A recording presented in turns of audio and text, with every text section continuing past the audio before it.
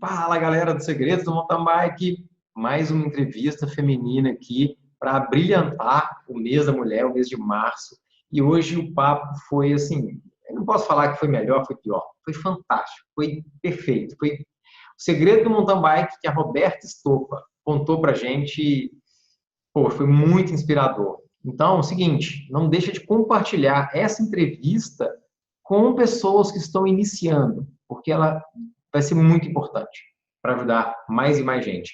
Cara, e o motivo que conectou a Roberta no mountain bike, esse então é surreal. Não perde esse troço, não, tá para lá de bom.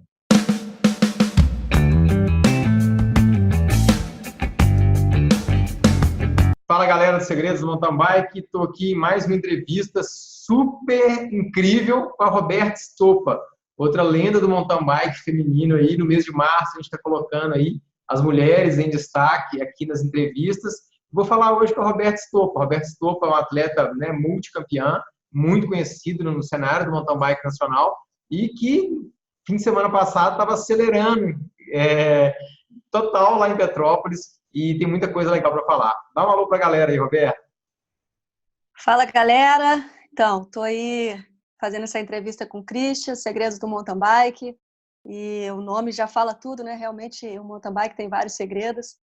E tô aqui aberta para poder bater esse papo, trocar ideias. Enfim, tô aí para falar do mountain bike, que é a paixão da minha vida. Legal. Ô, Roberto, eu gosto sempre de começar, né, contando a história, né? Como é que começou a sua vida, a sua história com o mountain bike, a sua história com uma vida de atleta, né? Porque é uma outra camada do mountain bike, ser um atleta de competição. Conta pra gente um pouquinho disso aí. Bom, a minha história começou há 25 anos atrás, fazendo boulder de prata. Começou na escola, eu tinha 2 amigos de classe que eles tinham na capa do caderno o nosso querido atleta Márcio Ravelli.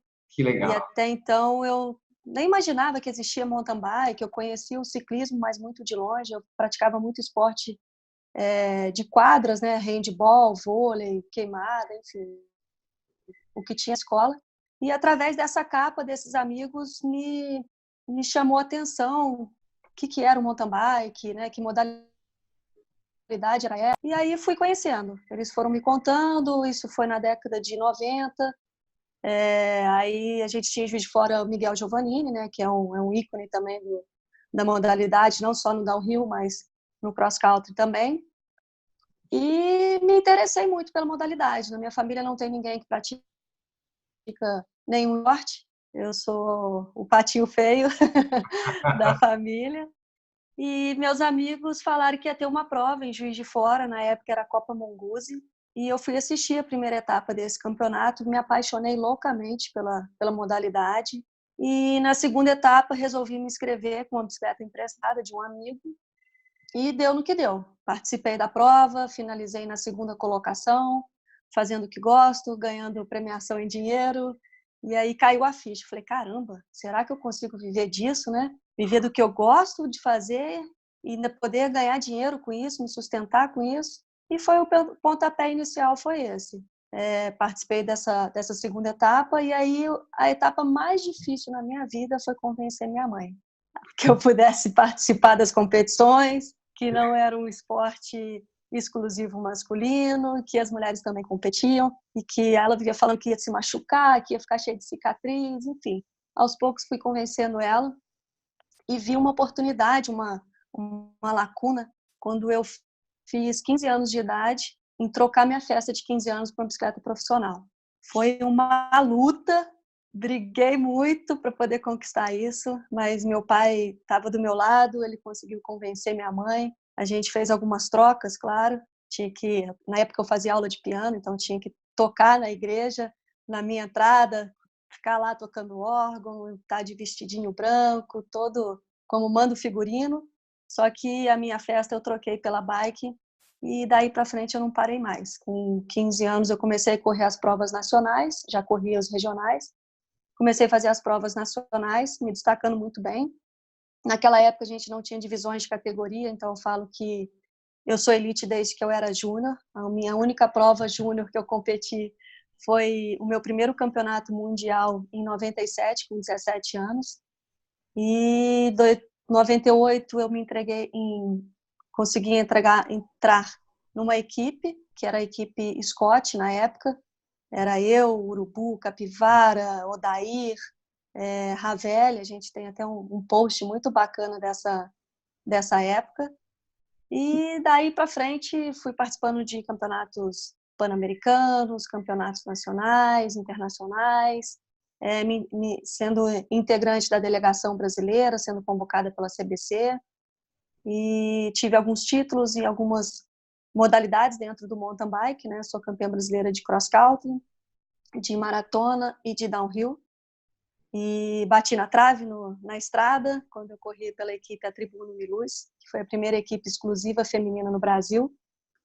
E é isso. Acho que minha história tem bastante tempo aí. Se a gente for ficar aqui, a gente vai acabar com a nossa entrevista só contando historinhas. Caramba, que legal, Roberta. Muito legal aqui pensar, né, como que a cultura da bike poxa, uma bicicleta na capa de um caderno, né? Pensa bem, né? Então, assim, a cultura precisa existir para expandir o esporte em vários níveis, né? Fenomenal essa história, não é incrível, Com certeza. né? Pensa bem, se não tivesse aquele caderno ali, talvez, né, quanta coisa não teria acontecido. Nossa, sensacional, encantado com essa história aqui, muito legal ter trocado a festa de 15 anos por uma bike. Pô, tenho certeza que valeu muito a pena. Melhor troca na minha vida. Que massa. Roberto, me conta uma coisa aqui. Começou essa questão de vida profissional, né? Você já entrou, assim, pela porta da frente do mountain bike competitivo e queria saber de você, assim, como que você se recorda do seu ápice? O que você considera o ápice da sua carreira da Roberta Stoppa no mountain bike? Não precisa ser uma corrida, uma prova. Pode falar de momentos, de provas, talvez, né, até de momentos fora de prova também. Na verdade, assim, eu considero hoje mais madura, né? Com 25 anos de carreira, a gente sempre, na verdade, a gente sempre pensava muito em títulos, né? Em resultados e títulos. Hoje, mais madura, eu penso em outras coisas. E em relação a essa sua pergunta, eu busco o Pan-Americano de 2015, que foi... Eu sou ruim de datas e locais, mas foi o Pan-Americano de 2015. Tá bom, né? Foi o Pan-Americano de 2015, me marcou muito, porque foi o Pan-Americano que a gente poderia ter conquistado a vaga para os Jogos. Minto, não foi de 2015, foi de 2011. Foi Olimpíadas de Londres, onde eu fui a representante na prova teste de 2012. Em 2011 me marcou muito esse Pan-Americano, porque eu fui a sexta colocada na prova e a gente estava disputando com alguns países para poder tentar a vaga nessa prova mesmo, que foi no Pan-Americano. Então, foi uma prova que eu dei a vida. A gente estava em altitude, a quase 3.000 de altitude. Eu já tinha corrido o Team Relay 2 dias antes, onde a gente conquistou a medalha de bronze. Se eu não me engano, foi eu, Pichai, Cocuzzi e o Sherma. E 2 dias depois era a minha prova, assim, a mais importante acho que até da vida, assim.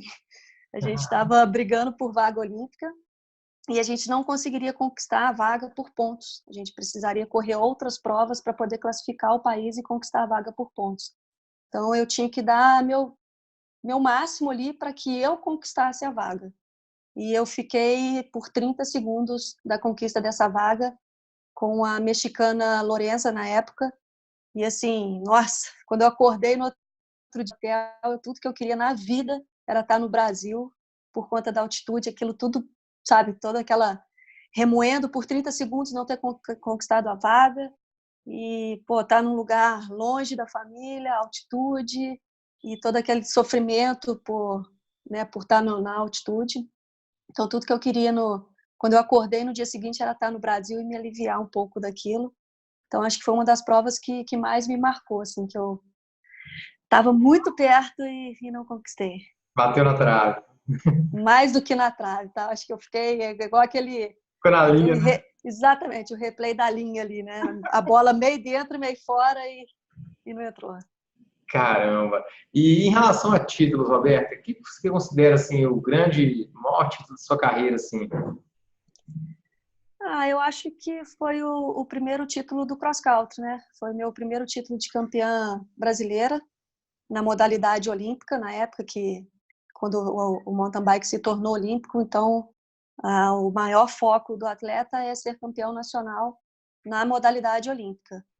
Então acho que o título que mais me marcou com certeza foi o cross country, que foi na Bahia, debaixo de muita lama, muita chuva, e eu fiz algumas gambiarras na minha bicicleta para tentar inibir um pouco o barro ali na troca de marcha do câmbio dianteiro.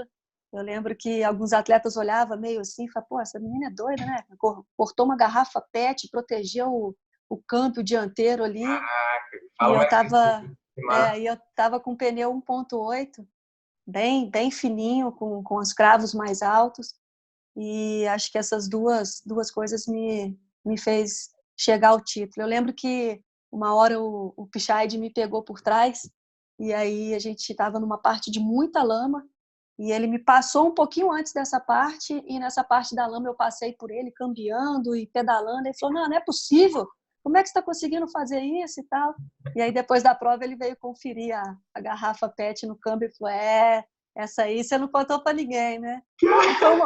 E foi uma coisa que veio do nada, assim, eu estava limpando a bike para poder competir no dia seguinte e lembrando daquele monte de barro que podia grudar e me atrapalhar na troca de marchas e tudo, eu olhei para o lado, tinha uma garrafa PET, com um pouquinho ainda do produto que eu usava para poder limpar a relação da bike, e, cara, me veio um estalo, assim, eu não sei de onde que surgiu, acho que talvez é um pouquinho das gambiarras que meu pai, mecânico de carro, faz e acabei aprendendo ao longo do tempo.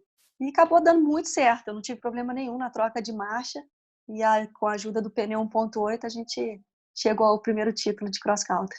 Que legal, bacana. Poxa, eu acho que a galera hoje tem muito pouco disso de improvisar, né? Poxa, quando eu comecei a fazer mountain bike, na verdade, nem era uma mountain bike, era uma Caloi Cross. A gente colocou 5 marchas atrás, um guidãozinho assim, sabe, de ferro que o mecânico Uhum. fazia e se sentia assim, a mountain bike, pô. E era isso, assim, sabe? Durante muito tempo, a gente criava as coisas, sabe? Adaptava coisas de bike de estrada, nas bicicletas, aquela cruz, umas coisas assim, e rodava na terra e achava o máximo. Nossa. É verdade. Essa época foi muito legal porque foi o início do mountain bike, né? Então, as adaptações eram aceitáveis, assim. E Sim, hoje, com a tecnologia, com toda a estrutura, com esse todo o movimento aí, você fica o patinho feio da história. Coisa diferente se você fizer qualquer mudança na bike que não seja nada original, né? verdade, verdade. Quase que não cabe, né? A corrente já é específica para aquela coisa, tudo muito, muito específico. Exatamente. Fala um pouquinho para a gente também, Roberta, porque é interessante falar para a galera, né? Você campeã de cross country, campeã de downhill. Era comum esse tipo de coisa, né? No início os campeonatos eram feitos em 3 dias, né? Como vai acontecer o Campeonato Brasileiro esse ano. Era realmente um festival. A gente tinha o downhill na sexta-feira, a maratona no sábado e o cross country no domingo, às vezes só o downhill e o cross country. Então acabou que eu tive essa oportunidade de poder fazer todas as modalidades, competir no downhill junto com o cross country no mesmo final de semana, e às vezes finais de semana exclusivos para cada modalidade. Então eu pude aproveitar um pouquinho, fiz também o ciclismo, né? Eu integrei uma equipe de ciclismo feminina de Santos, que foi a Tribuna Uniluz. Na época, em 97, se eu não me engano, a gente teve Cactus Cup no Brasil, que foi uma prova super legal. Então a gente tinha uma prova na sexta, uma prova no sábado e o cross country no domingo. Se eu não me engano, era um contrarrelógio, uma australiana e o cross country. Então, assim, a minha vivência foi muito grande em diversas áreas, assim. Então, pude aproveitar todas e poder escolher a que eu mais gostava. Sem contar que o downhill na época não é o que é hoje, né? Hoje a gente voa 2 metros para cima, tem rampas que cabe quase uma Scania entre uma rampa e a recepção. É, Na época que eu corria, o downhill realmente era de velocidade, a gente quase não tinha rampas, as rampas que a gente tinha eram coisas naturais do próprio terreno. E foi uma época que ganhei o brasileiro de downhill na minha cidade, que aconteceu em Juiz de Fora. legal. Então foi super legal, assim. E o maratona foi uma prova, se eu não me engano, foi divisa de São Paulo com o Paraná ali, foi 2006, eu disputando com a Juliana Machado, e foi meu primeiro título de maratona. Então, assim, numa hierarquia aí, eu fui campeã brasileira de downhill primeiro, depois eu tive um título de 2006, 99 downhill, 2006 maratona, e 2010 eu fui campeã brasileira de cross country e maratona no mesmo ano.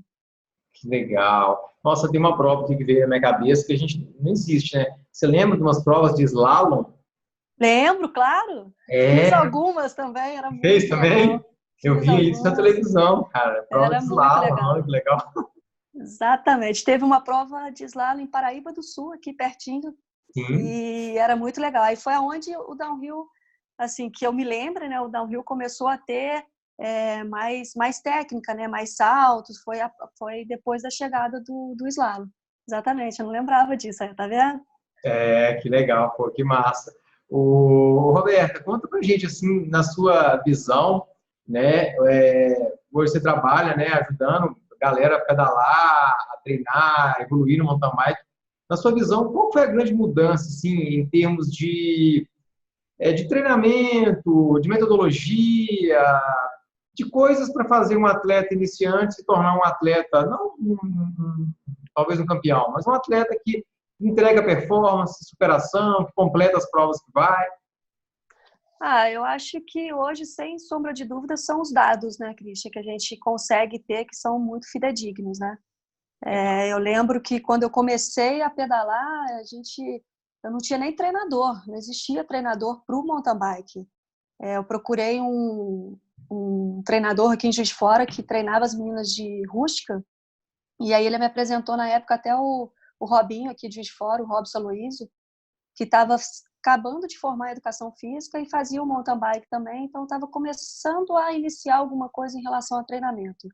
Só que durante muitos anos eu treinei com percepção de esforço, porque a gente não tinha acesso à frequência cardíaca, potência, enfim, tudo isso que a gente tem hoje, né? Então, acho que a maior mudança para a performance de um atleta hoje realmente são os dados. São a coleta de dados que você consegue ter, analisar após anos. A gente vê aí o Cadu com o Rubinho, já tem mais de 10 anos juntos. Imagina o banco de dados que ele tem em relação a isso. O que ele realmente consegue fazer com os treinos do Rubinho para que ele possa melhorar, evoluir, até por conta da idade também, né? Então, acho que a maior mudança realmente são esses dados. Pô, que legal. É muito interessante isso, né? Eu lembro quando eu era ciclista de estrada e alguém falou assim, você mede seu batimento cardíaco de repouso, né? Eu nem tinha noção disso. Assim, eu também passei por essa fase de treinar, assim, completamente. Era eu, né? Eu falo que eu buscava uns livros da minha irmã que estudava medicina, uns livros de física, algumas coisas assim, sabe, para tentar ajudar. E lembrei de outra coisa legal aqui do Miguel Giovannini. Um dos maiores tombos que eu tomei de mountain bike na minha vida foi tentando descer atrás de Giovannini. Justificável, né? Justificável. Uma prova que teve, não sei se participou, uma prova antes de Iron Bike, uma prova que se largou em Itabirito e chegava em Santa Bárbara, eram 120 quilômetros, chamava Intercity. Eu lembro de pegar o Giovannini na subida e na hora de descer eu fui me atrever atrás dele. Nossa, voei esse ano. Não era uma boa escolha, né? Não era humilde, né? Mas a gente tem que tentar, não tem? Sim, exatamente. Vai que, né? Vai que. Tá no dia ali, dá certo. E tem muita inspiração, que a técnica nem chegava perto. Ô, Roberta, me conta um pouco agora desse período contemporâneo, né? A gente estava conversando aqui, eu estava te elogiando, que você estava em Petrópolis, acelerando, já pegou um pódiozinho e estava te falando, falou, vai seguindo que você vai apertar muita gente nova aí. E como é que foi essa questão? Você falou que você nunca parou, mas você ficou afastado um pouco de competição, você voltou sua vida mais para a parte de treinamento? Como é que está isso aí? Quais são os seus planos agora? O que você está pensando para 2019? Cara, eu penso em estar nas pistas. Com performance, sem performance, Legal. aí vai do meu dia a dia, né? Do que eu tenho da demanda do dia hoje. Tem uns 3 anos aí que eu venho empurrando bastante com a barriga. A gente é um tique aqui bem difícil, assim, para você desconectar a sua carreira profissional e você querer dar continuidade, mas não sendo profissional. Então, tem o tique-teco que demora um pouco para associar isso. Queda de performance, perda de patrocínio, enfim, investimento. Então, eu tenho 10 anos de formada em educação física. Tirando esses últimos 3 agora, durante esses últimos 7 anos, eu vim como atleta profissional, treinadora e como professora, dando personal bike para algumas alunas aqui em Juiz de Fora. Então, assim, esses últimos 3 anos para mim foram bem difíceis em relação a isso, a desconectar da vida de atleta profissional e conectar a vida de um cidadão normal. Mas, assim, as pistas sempre teve comigo, né? Eu não consigo, cara.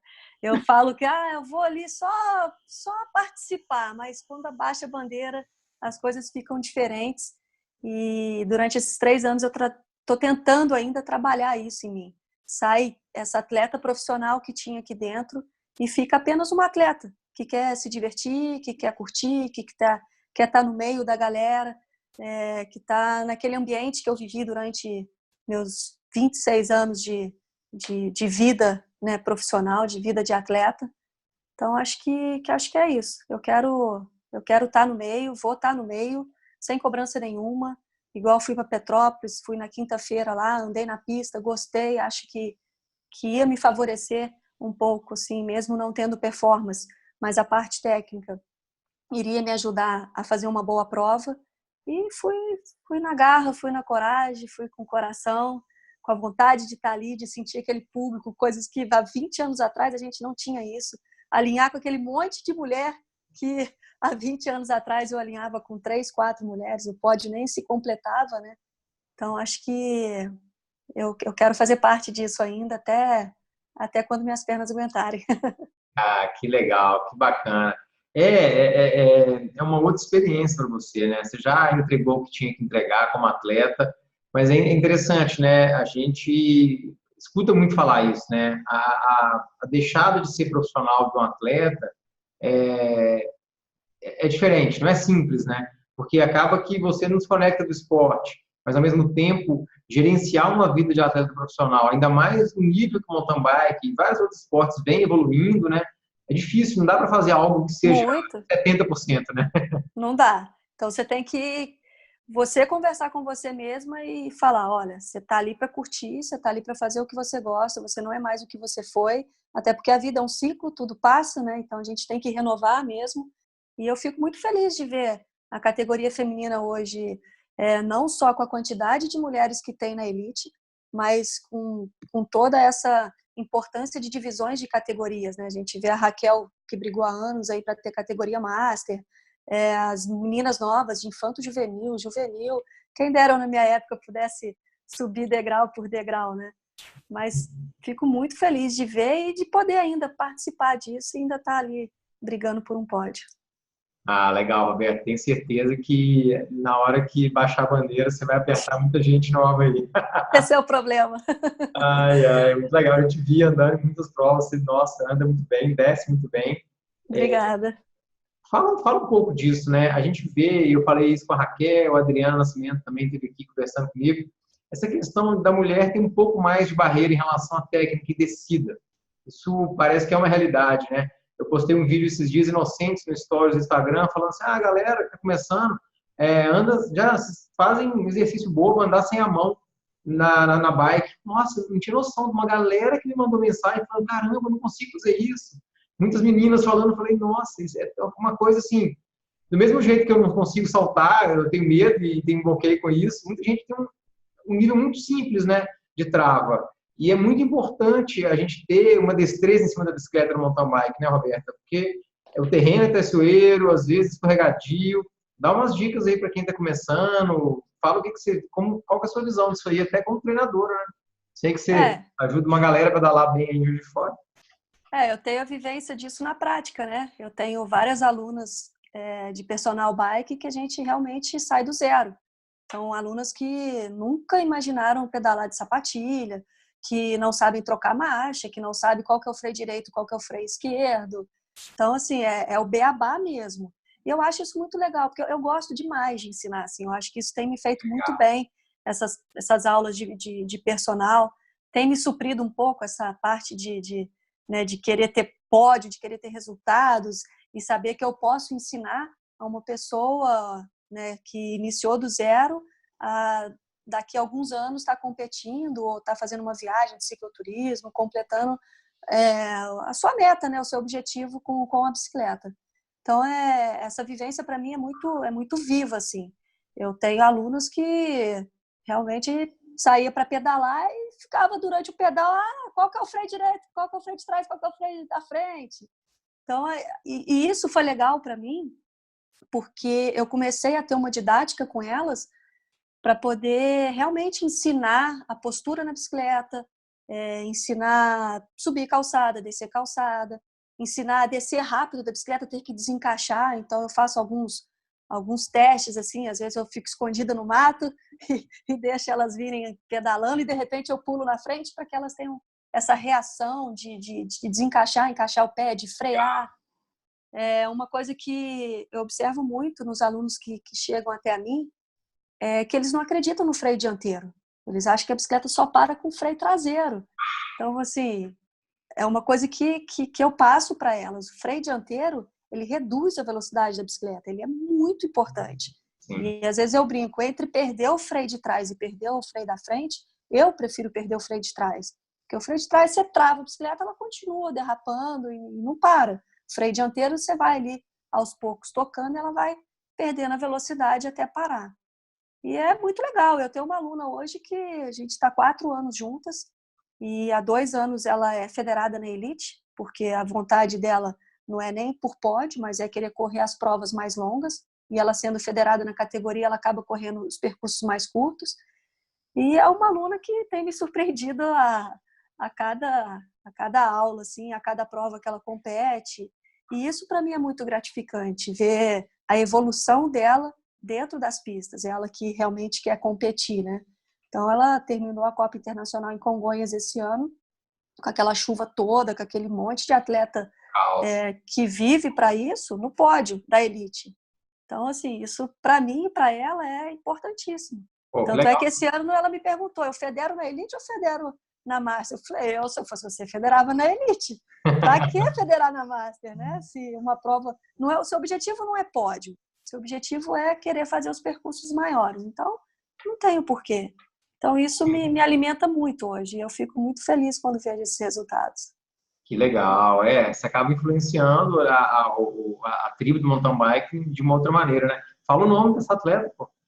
É a Cláudia Navarro. Ah, legal. Vamos trazê-la aqui para entrevistar ela também. Vamos sim. Aqui, poxa, Congonhas foi caótico mesmo, hein? E Eu não parabéns fui. Ela para falou que foi cruel. parabéns para a Cláudia. Nossa, incrível mesmo. Ô, Roberto, fala um pouco mais a respeito dessa questão que a gente vê muita gente realmente entrando no mountain bike e eu tive num evento esses dias, um evento que não era competitivo, um evento da galera se reunir na Serra do Caparaó, e eu vi muita gente mesmo com dificuldade de troca de marcha, né? E é interessante isso, né? Que quando a gente está num nível, vamos dizer assim, um pouco mais avançado, a gente não tem noção das necessidades básicas dos ciclistas iniciantes, né? Do mesmo jeito que essa questão de tirar a mão, essa questão de passar a marcha é muito, muito importante. E eu via pessoas, por exemplo, que pegavam o morro e desciam da bicicleta, sem passar uma marcha, entendeu? Então, fala um pouco, como é que você ensina para as meninas e para os iniciantes, de forma geral, né, a cambiarem, né, de forma mais inteligente, usar, explorar, né? Hoje, poxa, né, a bicicleta tem 12 engrenagens na marcha, ou seja, os modelos básicos aí já tem 10. Então, fala um pouquinho sobre isso também, que eu acho que é uma forma de ajudar muita gente. Assim, eu tenho alunas hoje que eu falo que a bike e o atleta tem que ser uma coisa só, né? E elas me perguntam quando que elas vão ter um nível para poder parar de ter aula, ou, né, não precisa ter aula mais, um acompanhante, alguma coisa, e eu falo que nunca. Nunca, porque até eu hoje, quando eu caio na roda de alguém que é melhor do que eu, nossa senhora, é uma escola, uma faculdade, né? Então, eu acho que isso aí é para o resto da vida, não tem jeito. Para você ser um bom piloto, né? Não precisa nem ser um bom atleta, ter uma performance, enfim. para você dominar muito bem a sua bicicleta, você tem que ter horas em cima da bike, você tem que fazer aquilo todos os dias. Então, eu costumo ensinar elas, às vezes eu faço uns desenhozinhos na mão, de uma tartaruguinha e de uma lebre na mão direita, para poder falar, né, para elas entenderem o que é leve, o que é pesado. E a maioria das minhas atletas hoje tem bicicleta com uma coroa só, e acaba que fica muito mais fácil de poder ensinar isso, né? Mas as que não têm, eu também faço um desenho na mão esquerda, e aí a gente vai, durante o pedal, a gente vai conversando e tento não deixar elas só tipo, prestando muito atenção na marcha, tipo, olhar, elas olham para a coroa para ver se entrou e tal. Então, a minha aula é o tempo inteiro conversando para poder dispersar elas em ficar olhando no que está acontecendo e Legal. tentar fazer automático. Então, tipo assim, ó, a gente vai subir o morro, então vamos lá. A gente tem que colocar a tartaruguinha da mão direita. Ou vamos descer o morro, vamos botar a lebre da mão direita. E aí vou falando sobre a mão esquerda também, né? Quando tem as meninas com coroa. E aí eu tenho um pouco de noção de bike fit. Eu fiz um curso na Specialized na época que eu corria para eles. Então, eu sempre que saio com as meninas, vejo alguma postura errada, alguma coisa errada, eu já vou dar uma corrigida aqui, puxo o guidão. Falo muito sobre, elas andam muito com os braços estendidos. Então, falo um pouco de flexionar, semi-flexionados os cotovelos, porque o nosso corpo é como se fosse a bicicleta, né? Então, assim, nossas pernas é a engrenagem da bike, os nossos braços são as suspensões da bike, o nosso corpo também faz esse movimento de suspensão. Então, assim, na verdade, é uma aula bem didática, a gente vai trocando ideias, vai batendo papo, e a única coisa que eu não deixo, realmente, é que elas dispersam a atenção em ter que olhar qual que é o freio, em ter que olhar se a marcha entrou na coroa certa ou não. Então, a gente vou sempre tirando essa atenção delas para que fique tudo automático, né? Porque o que a gente precisa é isso, você tem que fazer o mountain bike olhando a trilha lá na frente, não, né, se a marcha entrou, se não entrou, se a mão direita realmente está freando ou não. Então, e a gente aprende muito com eles também, né? Com a deficiência deles, a gente vai incrementando, inventando outras coisas para poder ensinar da melhor maneira possível. Pô, legal demais, Alberta. Bacana. Juiz de Fora é um polo, né, de mountain bike, um polo de pedal, vamos dizer assim. Eu tenho uma irmã, já te encontrei lá naquele caldo de cana lá no Fusão, como é que chama mesmo? A preta, caldo de cana da É, preta. nossa, que fantástico aquilo ali. Você sabe que eu ensinei aquilo para uma, para uma baiana lá no Brasil Rádio? Eu falei, não, não vende só caldo de cana, não. Bate esse negócio com gengibre, bota o abacaxi, ou então maracujá, que vai ficar bom para dar. Que agora tem o sacolé da preta. Ela botou Ah, é? agora a fusão no sacolézinho. Pô, genial, ela é muito massa, que bacana. Ela é. E em Juiz de Fora tem muita gente, e eu já vi muita gente com seu uniforme, muita gente carregando o seu nome. Parabéns por estar, né, incentivando mais e mais gente, eu acho que é isso, né? O começo da entrevista mostrou muito isso, né? Um caderno, né, com a bicicleta, pensa, né? O quanto que a gente tem de poder de influenciar pessoas a se conectar com a bike, a se conectar com um mundo melhor, né? Porque Exatamente. fala que o mountain bike ele não deve parar de crescer nos próximos anos, porque as pessoas que pedalam, elas, por mais que pareça às vezes que a humanidade está caminhando meio torta, né? As pessoas querem melhorar, né? Elas Claro. bicicleta, melhoram de vida e se conectam com uma tribo que é muito mais legal do que a média do mundo. É verdade, com certeza. Ô, Roberta, pô, o tempo passou muito rápido. Foi um prazer enorme estar falando com você aqui. Quero te agradecer de verdade, né?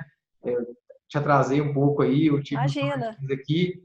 Mas, enfim, muito obrigado mesmo pela sua entrevista. Adorei falar contigo. Quero marcar Que depois a bom. gente fazer alguma coisa ao vivo aí de fora. Vamos sim. Sempre vou aí visitar minha irmã, gosto muito, me formei em medicina em Juiz de Fora. E queria fechar essa entrevista com uma perguntinha clichê que eu faço para todo mundo, mas que me faz escutar cada vez coisas mais legais. Então, eu queria te perguntar para você, Roberta, qual é o grande segredo do mountain bike? O segredo do mountain bike para mim, na verdade, cara, é um santuário, assim, né? São várias coisas em uma coisa só que eu fecho nesse santuário. Que É legal. onde é onde eu me renovo, é onde eu me reencontro, é onde eu me fortaleço, é onde eu penso no meu futuro, no meu passado. Então, assim, realmente o segredo do mountain bike para mim é esse santuário, e é uma fusão de coisas. Pô, incrível. Eu adorei, tá vendo? Por isso que eu não paro de perguntar. Pô, sensacional. Parabéns e muito obrigado, Roberto. Valeu Obrigada, demais. Foi Christian. incrível. Valeu.